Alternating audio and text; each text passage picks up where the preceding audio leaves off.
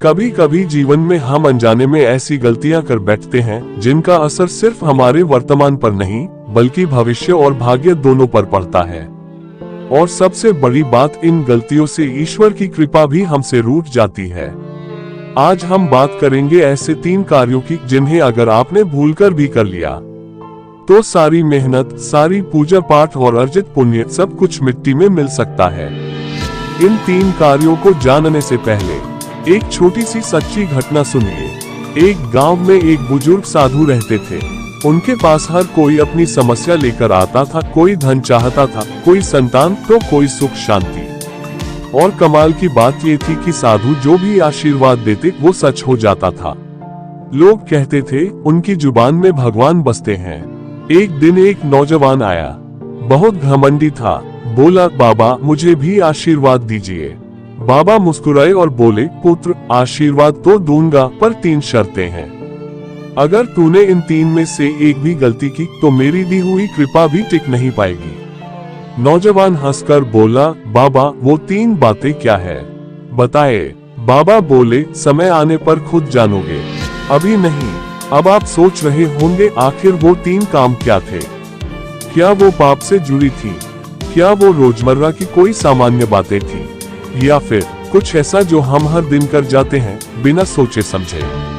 तो चलिए अब जानते हैं वो 3 कार्य जिन्हें अगर आपने भी किया तो सारी कृपा मिट्टी में मिल सकती है।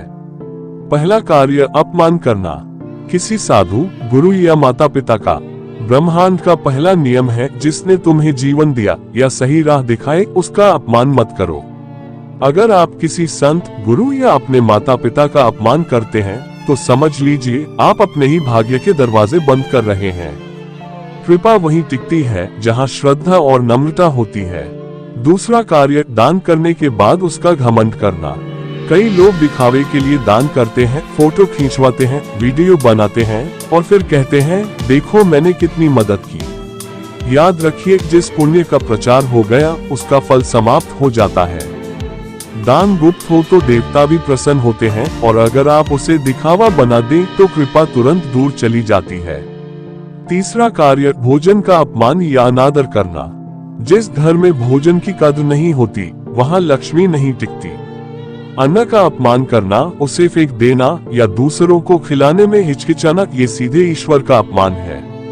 याद रखिए, अन्न ही ब्रह्म है, और जहां अन्न का अनादर होता है वहां कृपा कभी स्थायी नहीं रह सकती। अब वापस आते हैं उस नौजवान की कहानी पर। वह नौजवान घमंड में चूर था, बात बात में अपने माता पिता से बदतमीजी करता था, और जो भी विद्वान या शिक्षक उससे मिलते उन्हें नीचा दिखाने के लिए उनसे तर्क करने लगता। अपने आप को महाज्ञानी समझता था, और अगर कोई गरीब दुखिया उसके सामने हाथ फैलाकर कुछ मांगता तो उसे भी भगा देता था। वह किसी की मदद नहीं करता था, और उसी रात जो कृपा उससे मिली थी वो खो गई। काम बिगड़ने लगे, रिश्ते टूटने लगे, और वो खुद कहने लगा शायद मुझसे कोई बड़ी गलती हो गई है। दोस्तों, इस संसार में सब कुछ पाया जा सकता है, लेकिन ईश्वर की कृपा अगर चली जाए तो उसे वापस पाना आसान नहीं। इसलिए ध्यान रखिए, इन 3 कार्यों को कभी भी भूलकर भी ना करें। अगर आपको ये बात समझ आए हो तो इसे दूसरों तक भी जरूर पहुंचाइए। हो सकता है किसी का जीवन बदल जाए।